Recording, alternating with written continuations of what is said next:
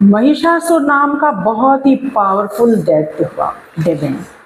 और ये महिषासुर का जो बेटा था रंभासुर और महिषी भैंस के संयोग से उत्पन्न हुआ। और माँ देवी ने 9 दिनों से लड़ाई करके 10वें दिन उस पर विजय प्राप्त करी। और अगर आप ये देखिए, ये लड़ाई हम सबके भीतर चलती है। जब किसी स्त्री का कोई सेल्फ एस्टीम हर्ट होता है, अत्याचार होता है, दुराचार होता है, तो माँ काली बन जाती है, रौद्र रूप।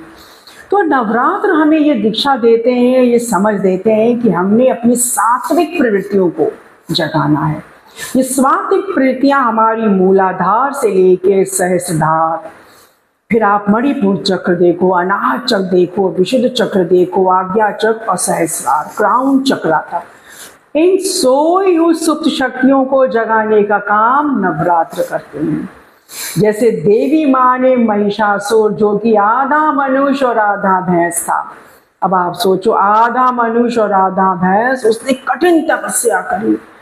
कठिन तपस्या करके ब्रह्मा जी से वरदान लिया, ना उसे कोई देव मार पाए, ना दानव, ना मानव। और अगर मृत्यु अवश्य संभावी है, क्योंकि मृत्यु तो होनी ही है, मृत्यु से तो कोई नहीं बच सकता। जिसने जन्म लिया है उसकी मृत्यु होनी अवश्य है। तो उसकी मृत्यु, महिषासुर की मृत्यु किसी स्त्री के हाथों से होगी। अब ये वरदान पाके उसने तो भैया कलह मचा दी पूरे स्वर्ग लोक में, सारे देवताओं को पराजित करके स्वर्ग से बाहर का रास्ता दिखा दिया। सारे देवता भयभीत होके विष्णु और शिव जी के पास गए। इन्होंने निर्णय किया कि एक ऐसी शक्ति को जन्म दें जो स्त्री रूप में हो, लेकिन कैसी हो? अस्त्र शस्त्र से सुसज्जित हो। तो शिव जी ने अपना त्रिशूल दिया, विष्णु ने अपने अस्त्र शस्त्र दिए, सिंह ने अपना, हिमालय ने सिंह दिया, वायु ने धनुष बाण, इस तरह सभी ने उसको दिव्य शक्तियों से नवाजा। अब वो जो तेजस शक्ति पैदा करी, वो माँ देवी के रूप में तैयार हो गई। देवी माँ ने ललकारा महिषासुर को और 9 दिन के बाद उसका मर्दन किया। आप देखते हैं उसके हर अस्त्र में, हर बाह में, अस्त्र में अस्त्र और शस्त्र लगे हुए हैं। कहीं खड्ग है, कहीं तलवार है, कहीं धनुष है। ये सारे स्वरूप हैं कि महिला को आप कभी कम ना समझो। उसका सेल्फ एस्टीम है, उसके 9 रूप देखिए। हर स्त्री में माँ दुर्गा है। जन्म से लेके वो 9 रूपों को पूरा पालन करती है, सृजन का कार्य करती है, घर में परिवहन, घर का कर्तव्य निर्वहन करती है। क्या नहीं करती वो? ऐसी वॉइस देवी माँ का जब हम 9 दिन तक उपवास रखते हैं या 2 दिन रखते हैं, तो उसके पीछे ऑब्जेक्टिव यही है कि हमारे अंदर की जो सोई हुई शक्तियाँ, हम इंट्रोस्पेक्शन करें। और इस फेस्टिवल के बाद क्या हमारे अंदर लव, कंपैशन आया या नहीं आया? क्या हमने फॉरगिवनेस सीखा या नहीं सीखा? हमारे में टॉलरेंस बढ़ा या नहीं बढ़ा? हमारा ईगो खत्म हुआ या नहीं हुआ?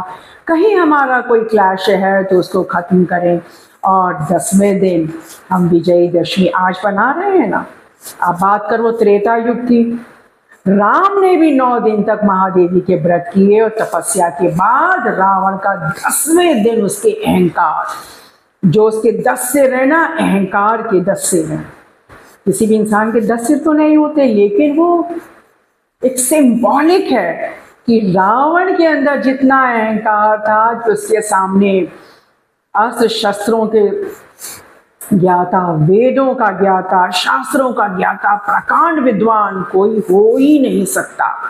तो उसकी मृत्यु श्री राम जी के हाथों थी।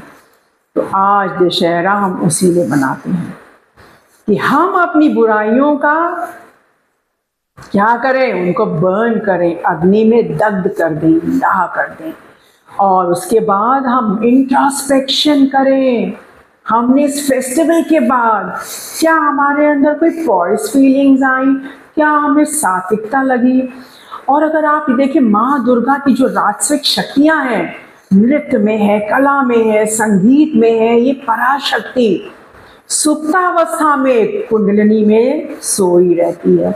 और जब हम व्रत उपासना करते हैं तो हम क्लेंस करते हैं बॉडी को, डिटॉक्सिफाई करते हैं, फलाहार, एक टाइम भोजन, कंट्रोल ऑफ वॉट, अपनी सभी इंद्रियों को हम कंट्रोल करते हैं, अपनी जीवा को कंट्रोल, शब्दों को कंट्रोल, अच्छा सुनो, भजन करो, सत्संग करो, डांडिया करो, ये सब माँ दुर्गा के ही तो रूप है।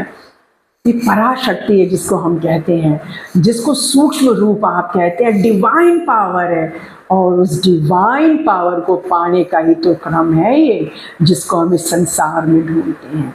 तो इस नवरात्र और इस दशहरे में 10 है, 10 यानी 10 सिरों वाले का भी अहंकार नहीं रहता, और संसार में सब कुछ यहीं छोड़ के जाना है। तो ये 9 दिन जो शारदीय आपने उत्सव बनाया, फेस्टिवल्स रख के, मुझे उम्मीद है आपने बहुत इंजॉय किया होगा। चाहे आप 1 दिन फेस्टिवल रखो, 2 दिन फेस्टिवल रखो, बात इसकी नहीं है। आपको बस इंट्रोस्पेक्शन अपना करना है। That's it for today.